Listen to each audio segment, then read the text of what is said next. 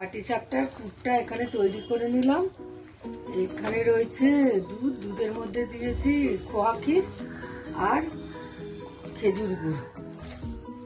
আর তার আগে কড়াই একটু ঘি আর সাদা তেল ঢেলে প্রথমে দুধ দিয়ে দিয়েছি, তারপরে এইগুলোকে খোয়া ক্ষীরগুলোকে ভেঙে ভেঙে দিয়ে এগুলোকে গলিয়ে নিয়ে খেজুর গুড়টা অ্যাড করেছে। এইটা হচ্ছে পাটিসাপটার পুর।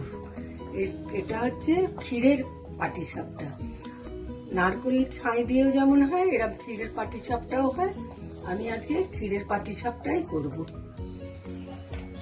সাদা তেল, এই স্টিলের থালাটা আমি একটু সাদা তেল আর ঘি ব্রাশ করে ওই ক্ষীরটাকে আমি ঢেলে রাখে এখানে ঠান্ডা করছি। এর মধ্যে আমি এইরকম 2 হাতা আতপ চাল কিছুক্ষণ ভিজিয়ে রাখছি।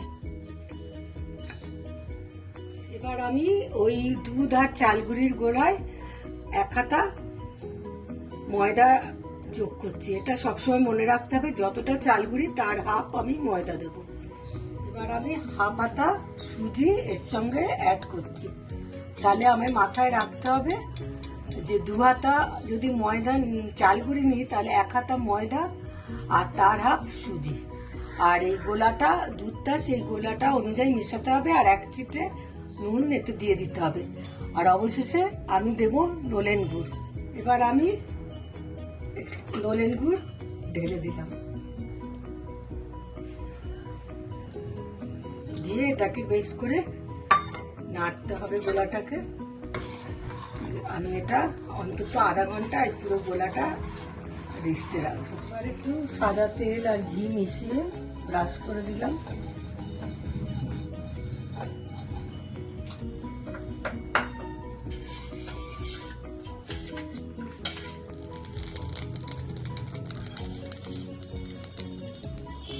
মিশ্রণটা ভরে দিলাম।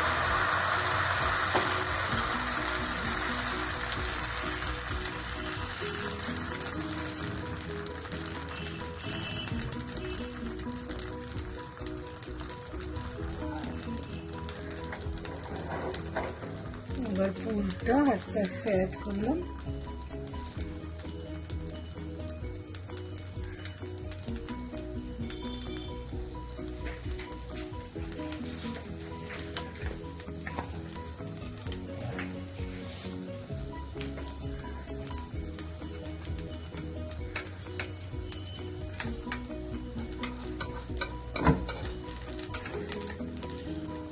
আস্তে আস্তে করে এবার মুড়ে দিলাম।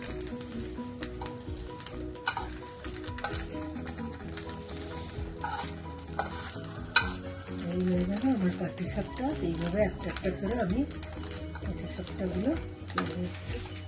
আস্তে আস্তে এইভাবে পুরটা দিয়ে পাটিসাপটাটা রোল করে নিলে হয়ে গেল আমার পাটিসাপটা। আমার পাটিসাপটা করা। আমি এটা ক্ষীরের পুর দিয়ে এই পাটিসাপটাটা করেছি।